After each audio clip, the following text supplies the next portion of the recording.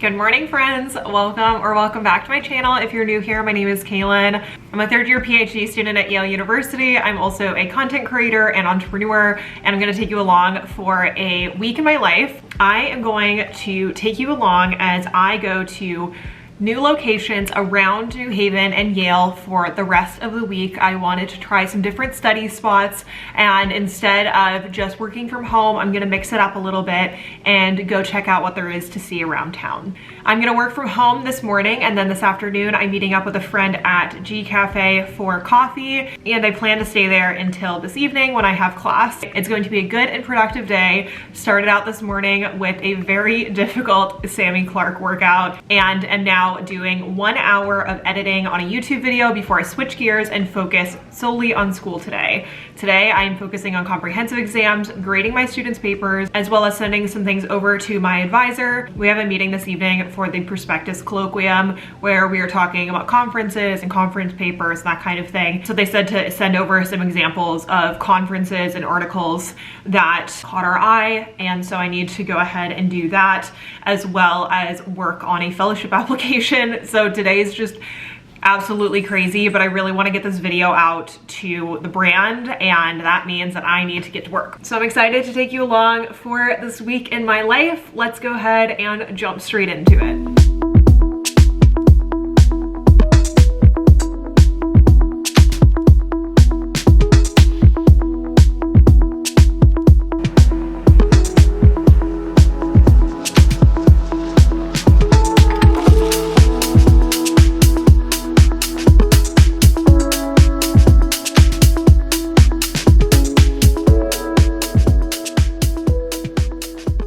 Any method you recommend in how I go about answering the question so that I don't end up just rambling?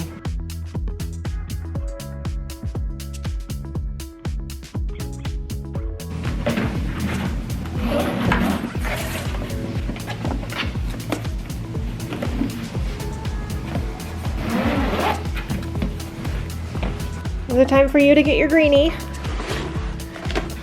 Are you sure?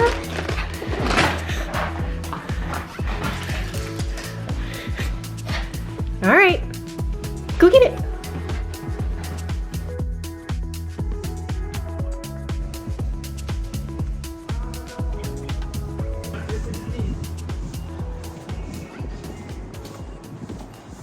I went to G Cafe, but I ended up talking to Caleb for an hour and a half, and then they closed.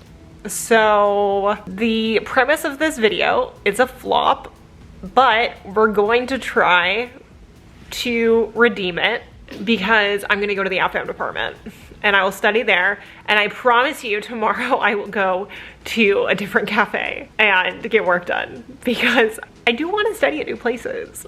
I just was a fool and didn't remember that they close at 4. But I'm gonna go off to the FAM department. I have a little bit of work to get done, and I'm also going to read this along the way. This is a book that I got when I was in LA, and I am just dying to read it. I have like a million other books that I'm reading right now. I'm reading the one by Bell Hooks. I'm reading Secret History. I'm reading Horse by Gerald James, I think. And this book is about a woman in 19th century Puerto Rico. It speaks to me and I feel like I need to read it. And I'm gonna read it on the way to class. And then I'm gonna do a little bit of work in the department before class actually starts. And then we have a session today talking about fellowships and calls for paper and conferences and things. But I'm excited to see my classmates, so I'm gonna head over to the department now.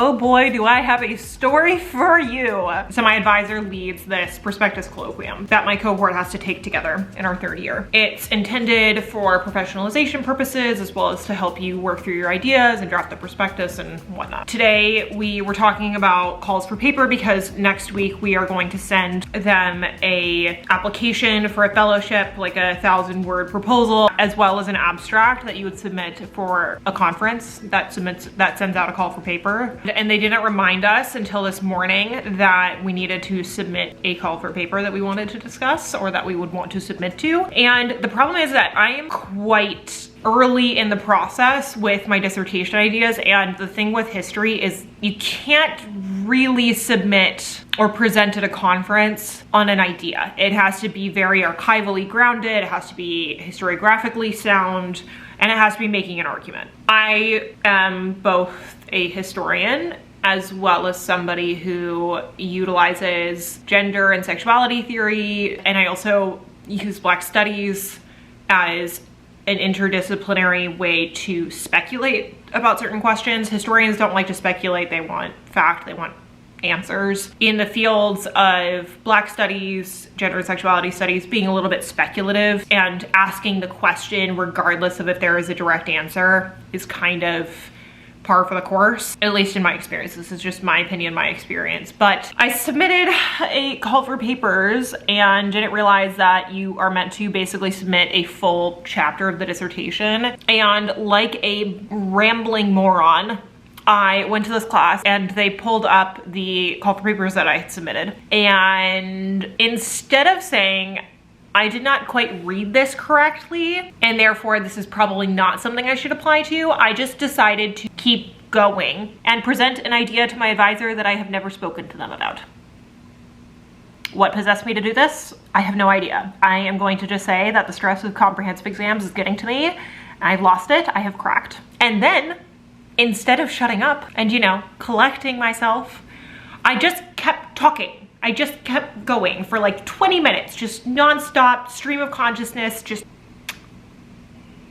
That embarrassment is being cut by the fact that it's the actual experience of it. If I take myself out of my own body, it was kind of hilarious because I am absolutely certain that I sounded like a rambling idiot. And I presented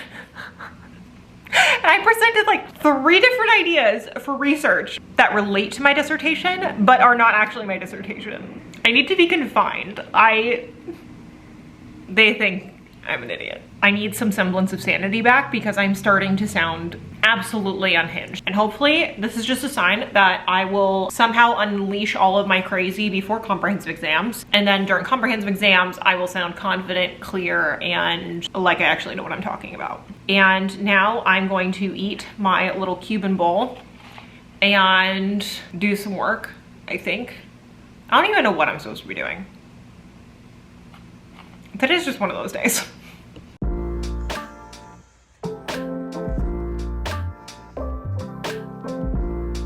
Yusuf, get up. gonna take that as a no.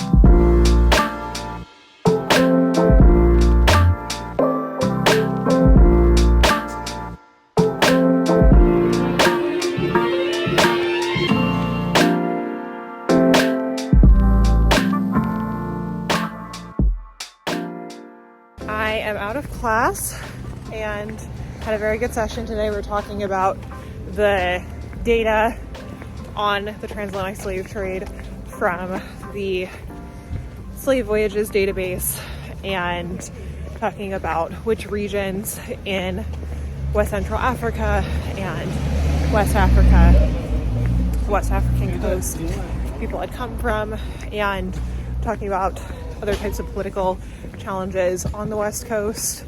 I personally really love talking about data and how it is that we can use it and when it is appropriate to use versus when it is a mechanism that is used to sterilize or to enact violence. And now I'm heading over to the sickness and health lecture. I grabbed lunch with my fellow TF, and after I go to Kaelyn's class, then I will head over to a new location to check it out as a potential study spot. But it is a nice and sunny day, even though it is very cold, and I'll take you along to class.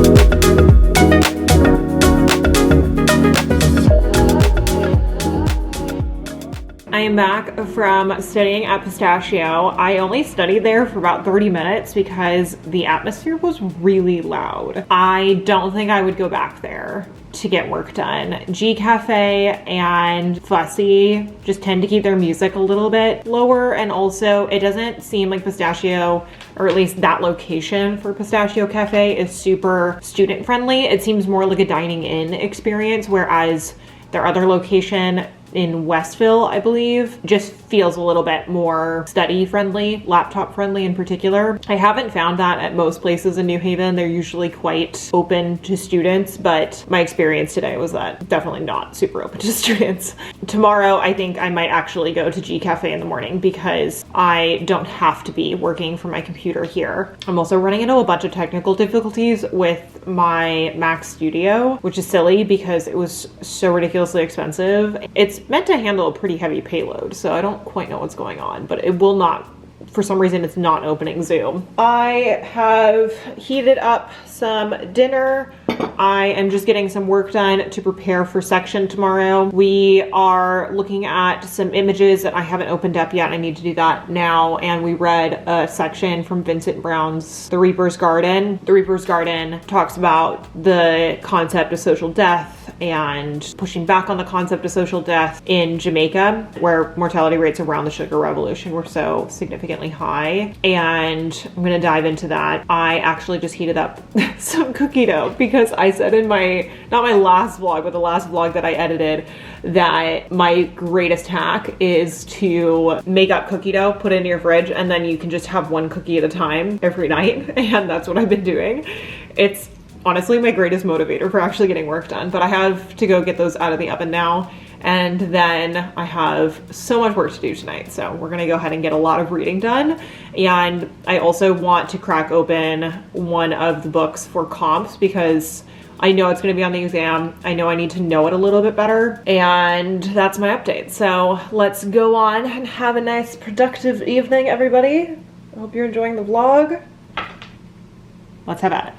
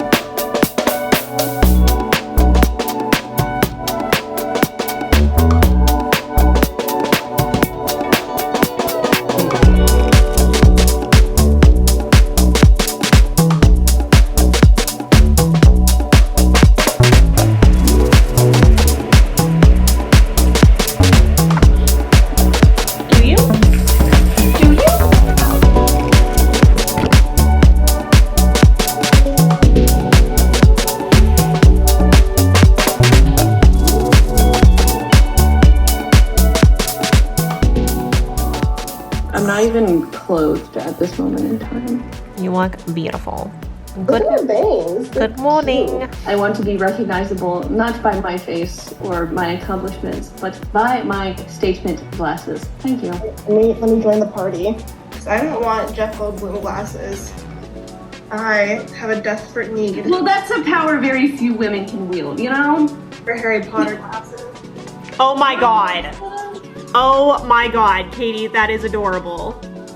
Thank you. I've been wearing for the accountability session. I know, but like I'm actually getting a look at it and you look like you should be a librarian. Like no, you look like the guy from Atlantis.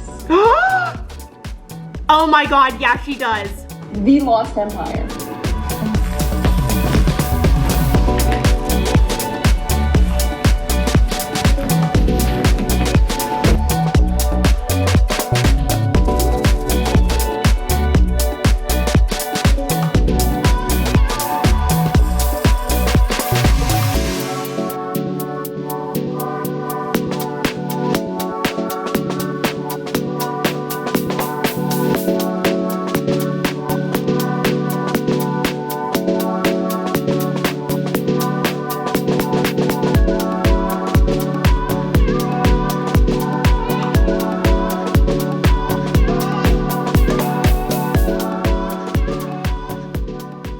I left G Cafe and I'm heading over to go teach my class. I had such a good focused session of work.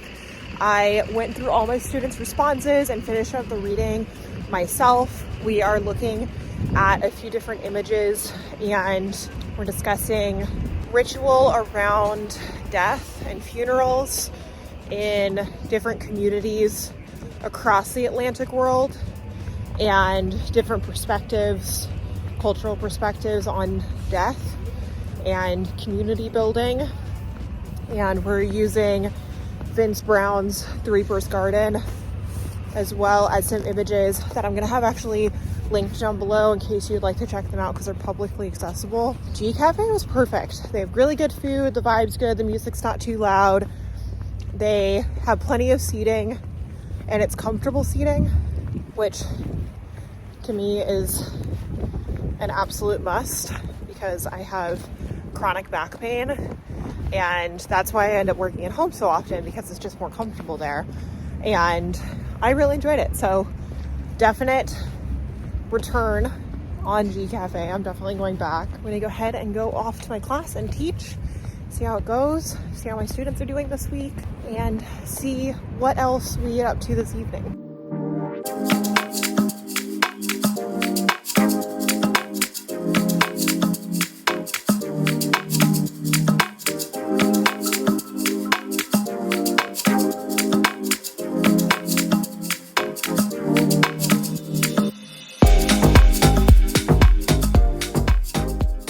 Back home from teaching, I heated up my dinner. I made this on Sunday or Monday. I can't remember exactly when I cooked, but I did some meal prepping for the week and this is the last of it. So I'm gonna need to do some cooking tomorrow. But today was a really good day. Section went really well.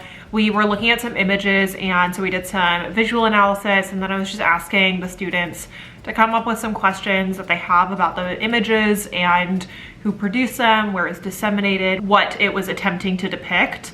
We were talking a lot today about funerary rituals in enslaved communities across the Atlantic world and how different cultural rituals were translated from areas in West and West Central Africa, places in the Americas. I thought that they did really well with the content today. I thought that they were really engaged and I tried a slightly different pedagogical practice today. I came into the class and I wanted to talk a little bit about practices of self-care when dealing with really difficult topics in history. So I asked them what they had done after the classes last week in order to take care of themselves and just generally what they've been doing to take care of themselves this semester. And then I asked them to go to the chalkboard and actually write out different words that came to mind, different themes that came to mind as they were going through the reading or from the images, the primary sources this week. And then we discussed the reading as well as the images and did a little bit of that fine-grained analysis. And I thought they did a really good job. But for the rest of the evening, I'm gonna do a little bit of admin and a little bit of grading. And then Sarah's gonna come over and we're gonna watch Pretty Little Liars. It's been our little Wednesday night tradition because after I'm done teaching, I just don't have much mental capacity to process more information. I work really hard in the morning in order to devise the lesson plan and read all the responses and make sure that we're on track and wanting the class to go as well as possible. And so by the time I'm done, I'm just so tired. I'm gonna go ahead and eat my dinner, get a little bit of work done, and then call it a night.